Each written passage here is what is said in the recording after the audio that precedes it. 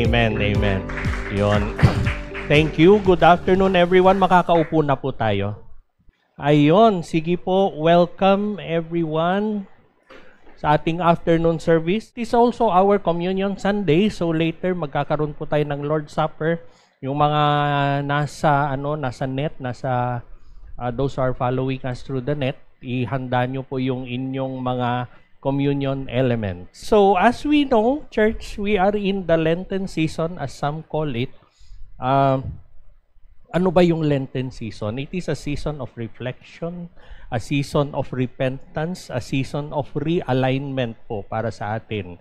And as we would go through the weeks of April, ang focus po natin ngayon ay yung cross. We will be focusing on the cross of Jesus Christ, not merely as a symbol. Hindi po siya isang symbol lang, pero it is an instrument. Ito ay isang ginamit ng Panginoon for His greatest work. So yung series po natin, through our series, we will discover the cross, na yung cross ni Jesus, it was an instrument for reconciliation pala. It can transform, it can empower. As we would celebrate Resurrection Sunday a few Sundays from now, we will rejoice with the power that raised Jesus from the dead. And that power is available also for us today. The power of the cross, living in the power of the cross. So, ang tanong, yung cross ba ay may power? Yung cross po ba ay may power? Throughout our series, we will be talking about the cross. Pero, every time we make mention of it, what we are referring to is what it represents, yung cross. Yung ano yung na-accomplish through the cross with what it represents. Ibig sabihin, hindi po tayo nagpo-focus dun sa physical na cross. Hindi po yon. Well, we have nothing against yung mga gusto nilang magkwintas ng cross as long as you don't treat it na parang ito yung magpo-protect sa akin. Ito yung magbibigay ng swerte sa akin. Huwag pong ganon. Hindi po, magiging anting-anting yan. Ang mga anting-anting dito sa church na to, sinosurrender kay TJ. May dahilan po yun. Anyway, ayun, umuga yung camera. Ayan. So, we are not talking about a physical cross. Hindi po. There is nothing against you wearing that. Pero wag po nating, let's not be mystical. Hindi po. We do not, hindi po pwede yung ganon.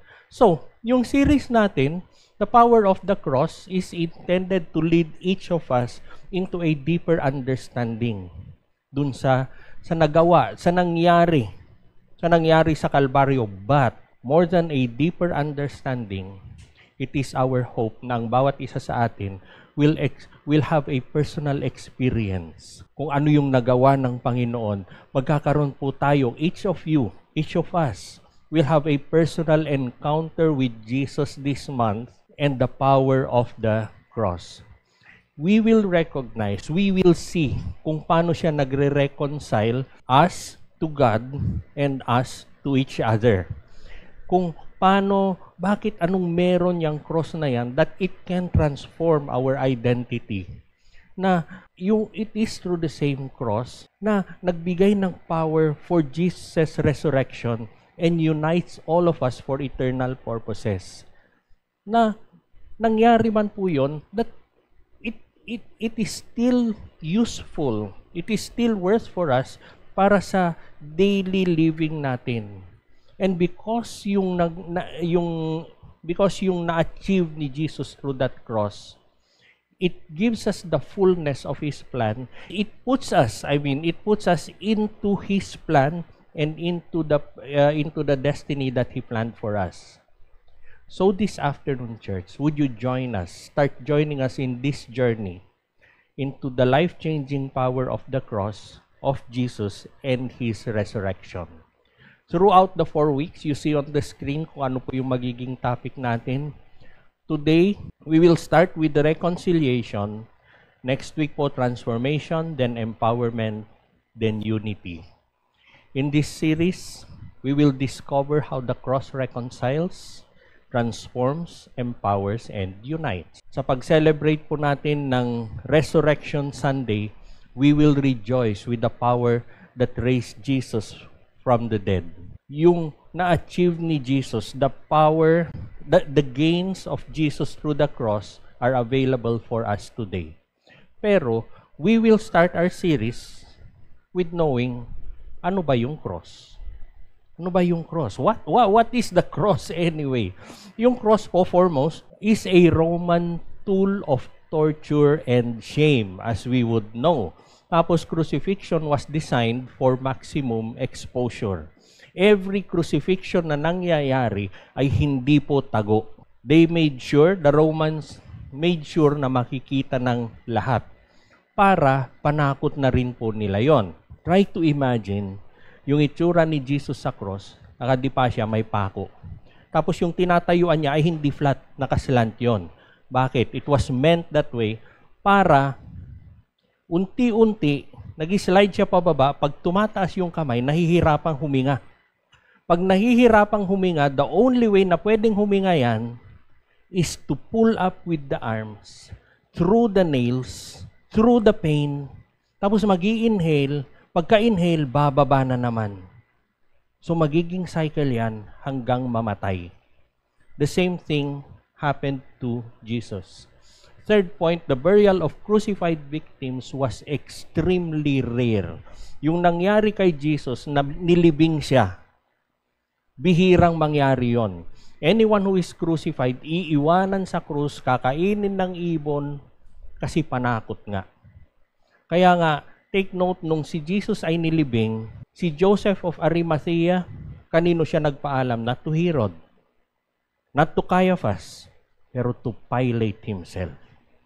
Siya lang yung pwedeng mag-approve nun. The cross, once a despised symbol of defeat, became a powerful emblem of hope, salvation, and grace in Christianity. But the last point is, the cross was the central message of the New Testament apostles. Think of it, church. Kung hindi nangyari ang cross, fake yung Bible natin. Yung Bible natin, fairy tale yan. Pag hindi nangyari yung cross. Walang silbi, wala. Anong katuturan ng Biblia kung wala po yung cross? Ganun po kaimportante yung nangyari sa Kalbaryo. Yung scripture po natin throughout the series would be Ephesians 2 verses 15 to 16.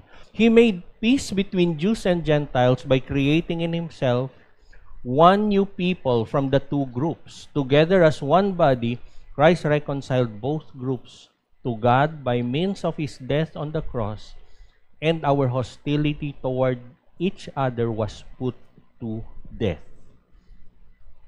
Two groups, pinagsama ng Panginoon, Jews, Gentiles, sinners, saved, pinagsama niya po lahat. Pero, nung pinagsama niya, it is not only a matter of joining at pinagsundo yung dalawang klaseng tao, Jews and Gentiles, pero one new people. The old has gone, the new is here. Para po sa first part ng series natin, we will be talking about reconciliation through the cross. Reconciliation happens through the cross. Yung nangyari po sa Kalbaryo, Calvary, the cross, it is not only a site of the death of Jesus Christ, pero it is a meeting place. It is a place where heaven touches earth. It is a place where enemies become family. It is where reconciliation begins between us and God and between us and each other and one another. At the heart of human history, church, stands a wooden cross, an instrument of execution that became an altar of reconciliation. Yung cross po is not merely a symbol of suffering, pero it is a divine intersection where hostility dies and harmony begins. Yung scripture natin kanina sa Ephesians 2, it shows us a stunning picture of what reconciliation is. Jews and Gentiles, once deeply divided, they were brought near. not by diplomacy, not by tolerance, but by the blood of Jesus Christ. Reconciliation is not only about fixing relationships. Pagdating kay Jesus, iba ang definition niya ng reconciliation. It is not only about fixing relationships, but it is about recreating a new humanity. Kaya nga, the old has gone, the new is here.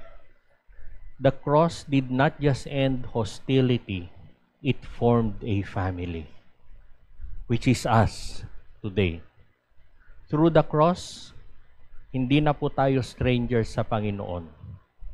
We are not even strangers to one another. In a world obsessed with division, and we might notice that the world seeks to be divided. In a world that is divided, the cross declares a countercultural truth that we are one. Nagkakaisa po tayo. Yung message po natin this afternoon, it is not theoretical. Huwag po nating tanggapin na pangpatalino yung message natin, but it is our hope na yung message po natin will be transformational. Sana po magkaroon ng transformation sa bawat isa sa atin. Have we allowed the cross to do its reconciling work in us? Yung message po natin ngayon, it is for all of us who once have been alienated, or maybe until now, once have been wounded, once have been hated, or at odds with each other. Ang mensahe po natin ngayong hapon ay para sa mga sugatan. The cross reaches into our conflicts. It gets into that bitterness. It gets into that pain. It gets into that hatred. And declares at that very point that peace begins here. The cross reconciles us to God. While we were God's enemies, we were reconciled to Him through the death of His Son. Yung sin na sinasabi po natin, yung nagsimula kay Adam and Eve, it did not only create a distance between us and God. Hindi po. Hindi tayo nilayo ng kasalanan mula sa Panginoon. But what sin did was to cut that relationship that we have with God. It severed our connection with God. It severed that connection to Him who is life Himself, to Him who is the way, the truth, to Him who is the healer, the provider. Naputol po lahat yon. So parang tayo, who are like exiles from the Garden of Eden, humanity wandered in spiritual darkness. We are incapable of bridging that gap. We very well know, hindi po natin first time na marinig from this pulpit, that religion could not reach God. Good works will always fall short.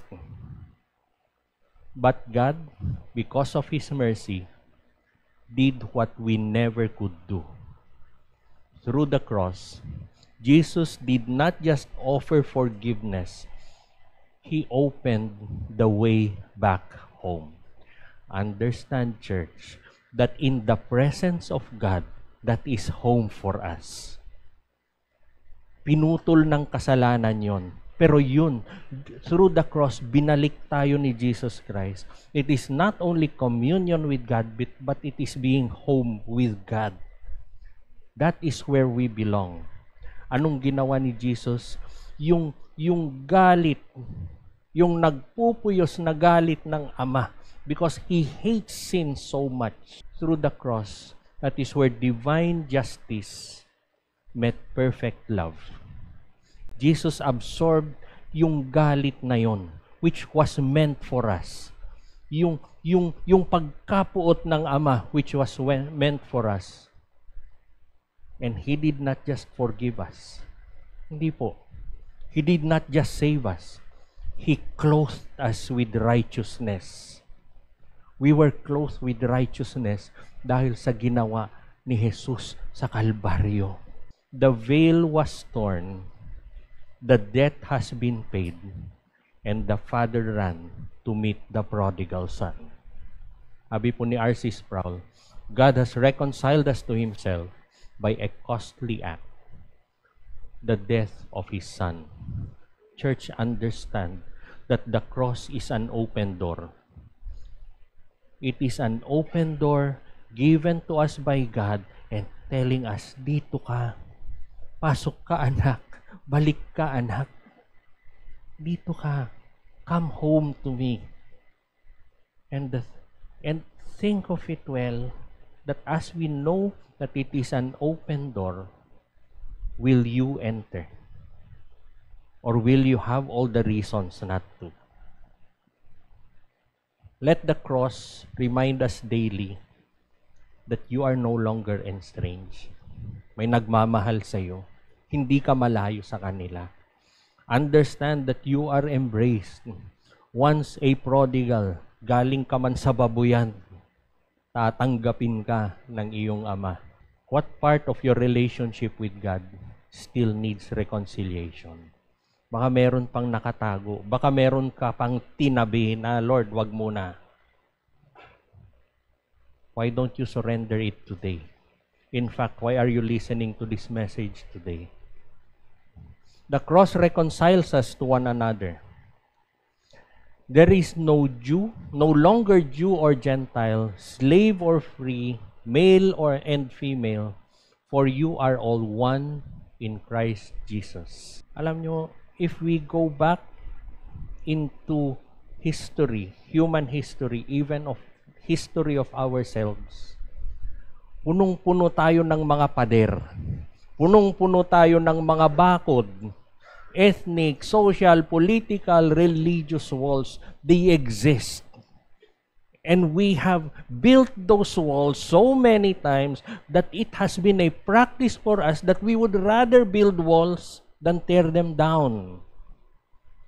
Nung panahon ni Paul, we could read it very well in the Bible na that wall that was dividing Jews and Gentiles was so high, so thick, so firm, na parang hindi na yata magigiba ito, na parang permanente na yata.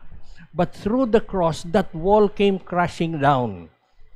When we read our Bibles after the crucifixion, bakit nagkasundo sila? Bakit nagsama-sama sila? Jesus did not only reconcile us as individuals to God, but He formed a new people. You are a chosen generation, a royal priesthood, sabi ng Panginoon. Wala nang Jew, wala nang Gentile, nagkakaisa na kayo sa akin. The old has gone, the new is here. Jesus formed a new community. A new community where labels of the world are gone. And understand, church, do you still put labels on yourself? Do you still put those labels? Do you put labels on other people? Bakit? Kasi tinapos ni Jesus yon. Kaya huwag na po nating gawin. The same blood that saves you also saves the one who hurt you. Masakit man, pero totoo. The same grace that covers you, covers them. Pantay-pantay po tayo sa harap ng Panginoon. The cross leaves no room for superiority, only humility and unity. Hindi po tayo, and nobody can stand before God and say, I am better than the other person. We are not judges. Buti na lang ang Panginoon ang judge. Because we are the poorest judges, I believe. Buti na lang siya yung judge. Nobody can stand before God and tell that I am less a sinner than Him. Hindi po. Hindi mangyayari yon. And the reason na hindi mangyayari yon is because of the cross. Pantay-pantay tayo lahat sa harap ng Panginoon. Sabi po ni Martin Luther King Jr., we must learn to live together as brothers or perish together as aray. We will become fools. Sabi niya, the cross demands, therefore, that we drop all our grudges, sama ng loob, bitterness, unforgiveness. Because of the cross, it is a message for us to drop all of those. Drop them at the base of the cross. Ipako po natin sa paanan ng krus ni Jesus. Church, will you let the cross rebuild what hatred and pride has torn down? Will you allow it even this afternoon? Kung ano yung sinira ng hatred, sinira ng pride, yung bitterness na enjoy mong itago. Will you allow the cross to rebuild it today? Why don't you lay down that pride? Nakatulong ba? Anyway, nakatulong ba na katago-tago mo yung pride na yan? Why don't you lay down prejudice or pain? Why don't we put it this afternoon at the foot of the cross and embrace instead yung unity na binigay ng Panginoon sa atin? Is there somebody you need to forgive? Look deep into that heart and meron ba? Baka meron kang kailangang patawarin. Or meron kang, you might need to seek to be reconciled with somebody. Baka ngayon yung araw, kapatid. Pinaparinig ni Lord ito sa iyo ngayon. Today might be the day. Why? Because the cross ends all hostility. And through Him, to reconcile to Himself things, whether on earth or in heaven, making peace by the blood of His cross. Hostility. It has always been humanity's language. Try to notice yung magkakasama kayo, ang saya-saya nyo, pero people are more sensitive kung ano yung mangyayari para masaktan sila. People are more sensitive into things na magiging source ng away. Instead na mas focused ka dun sa magpapasaya sa'yo, to continue the unity, to continue the fellowship. Pero mas gusto ng tao, ano ba yung pwedeng pag-awayan? Very sensitive. Na makanti ka lang ng konti, nabura lahat yung mga pagsasama nyo. Hostility has been humanity's language. Napakadali tayong maghanap ng dahilan para magalit. Ang saya-saya niyong umalis ng bahay, isang pamilya, may nag-cut na motorsiklo, sira na ang araw ng lahat. Diba? Bakit tayo ganun? You look for reasons to be disappointed. We look for reasons para masaktan po tayo. It shows up even in the wars that are happening. It shows up in politics, in broken families.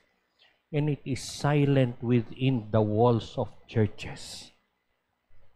Pero, ang sabi po ni Paul tells us that Jesus put to death their hostility. Put to death their hostility. He did not silence conflict. Hindi po. Jesus did not silence conflict. He killed it. Paano? By taking it upon Himself.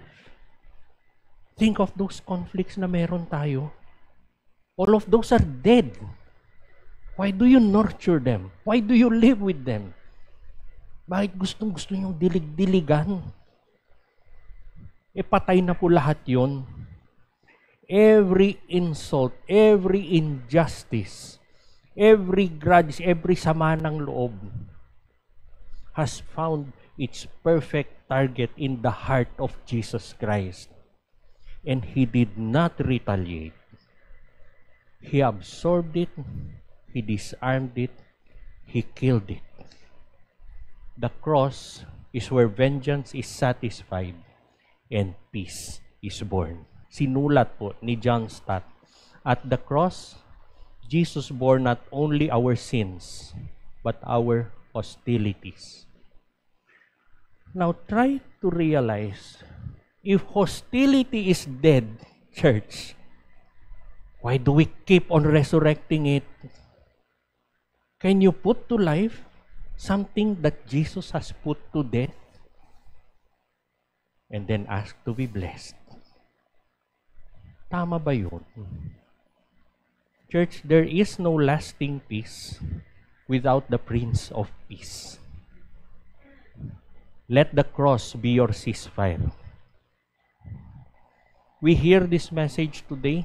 It is time to bury that hatred. It is time to bury that unforgiveness. It is time to bury that war and live in the peace that Jesus has purchased. It came to us, hindi po libre. It came to us at a very, very expensive price. Why don't we receive His peace today and become peacemakers in the world? What hostility do you still have in your heart? Because Jesus may be inviting you now to surrender it to the cross. The cross reconciles us to God. The cross reconciles us to one another. And the cross ends hostility. The cross does more than cleanse our conscience. Yes, it does cleanse our conscience, but it does more than that. It confronts our pride. Kung tinamaan ka ngayong hapon, kung nasagasaan yung pride mo ngayong hapon, buti nga sa'yo. Ikabubuti mo yan. Ikabubuti mo yan. Because the cross of Jesus dismantles divisions and calls us to a new way of living. Reconciliation is not optional for the follower of Jesus. It is the very heartbeat of the gospel. You share the gospel, you live the gospel, choose to be reconciled. If we claim the cross of salvation, we must also claim it for reconciliation. First with God, then with one another. Hindi po namatay si Jesus for us to stay isolated in our own faith bubbles. But He died to bring enemies to family.